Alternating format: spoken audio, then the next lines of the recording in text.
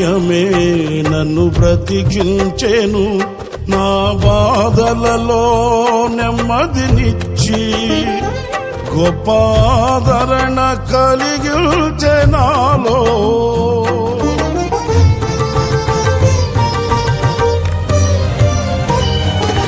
మన్నైనది మన్నైపోవునని నన్ను జీవాత్మతో నింపి నీవు నీ రూపుగా నన్ను మార్చినావే.